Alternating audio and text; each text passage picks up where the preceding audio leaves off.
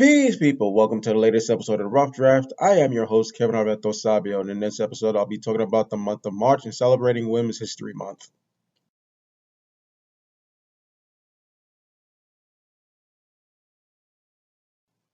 Thank you for tuning in to this latest episode of the Rough Draft. We are now in the month of March.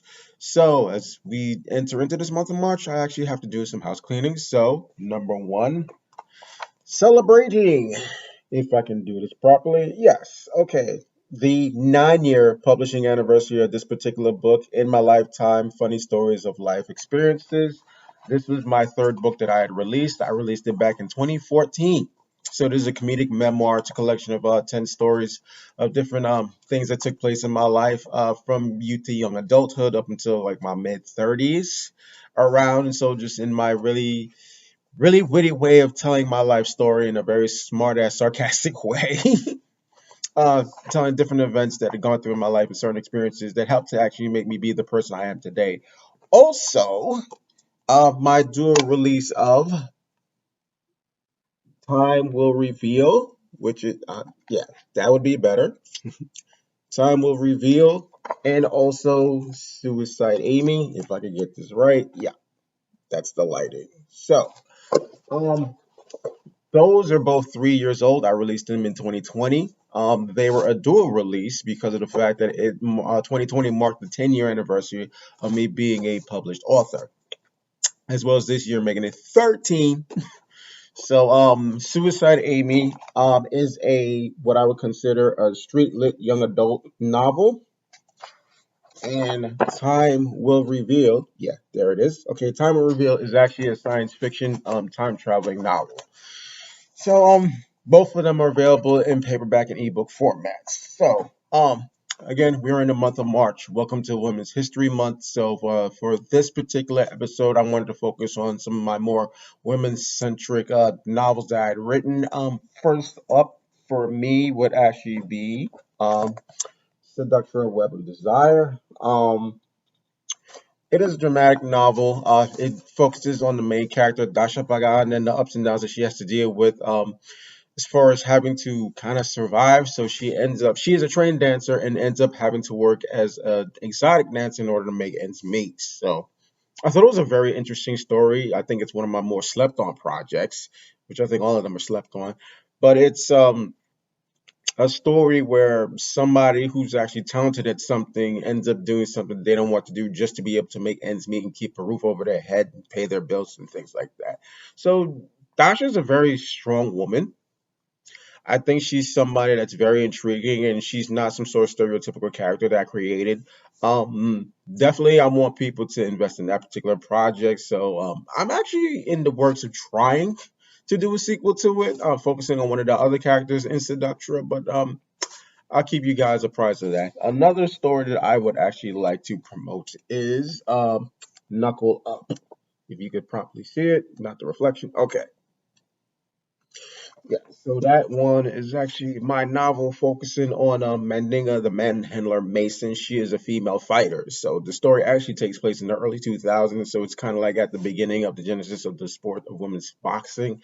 And so it kind of tells her story from her perspective as far as her reasons for getting into boxing, why she chose this road, especially if it was a road that's not very well traveled by very many women. But yeah, that Knuckle Up was actually released in. Hold on a second. I should know this. Yeah, it was released last year, 2021.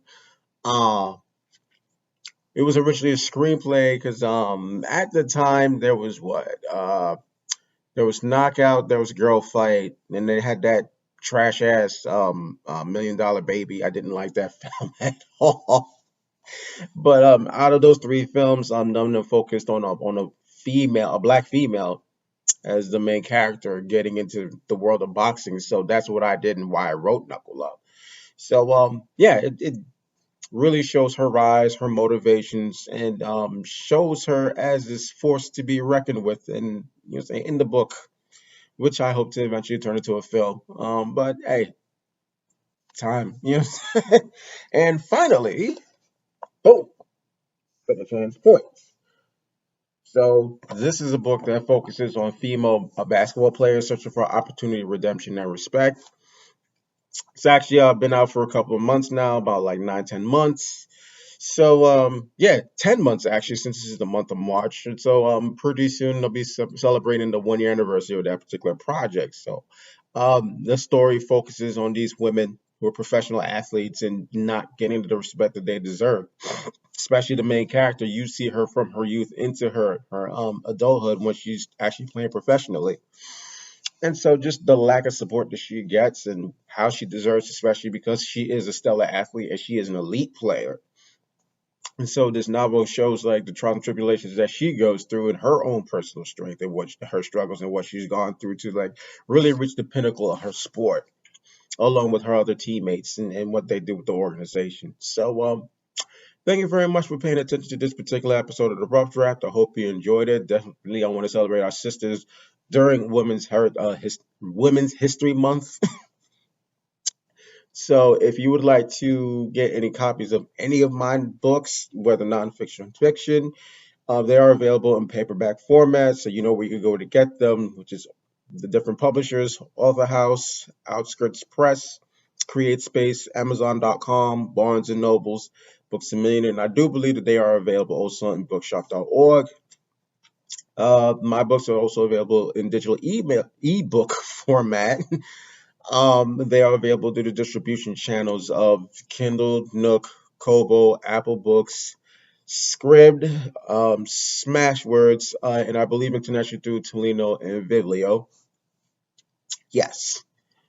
They are also available in ebook format for libraries. So you know where you go to get those. The distribution channels are Overdrive, Hoopla, Baker and Taylor, Biblioteca, Palace Marketplace, and internationally through BorrowBox to the UK and Australia.